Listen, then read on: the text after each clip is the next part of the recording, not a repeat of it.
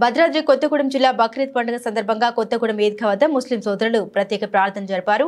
ముస్లిం సోదరులు నిర్వహించిన ప్రత్యేక ప్రార్థనలో పాల్గొని ముస్లిం సోదరులకు శుభాకాంక్షలు తెలిపిన ఎమ్మెల్యే కూనంనేని సాంబశివరావు. ఈ సందర్భంగా ఎమ్మెల్యే కూనంనేని సాంబశివరావు మాట్లాడుతూ బక్రీద్ పండుగ ముస్లింల త్యాగానికి ప్రతీక అన్నారు. ముస్లిం సోదరులు దేశ రక్షణకు త్యాగానికి ప్రతీకలని అన్నారు. కులాలు మతాలు ఏవైనా అందరూ మత సామరస్యంతో కలిసిమెలిసి ఉండాలని సూచించారు.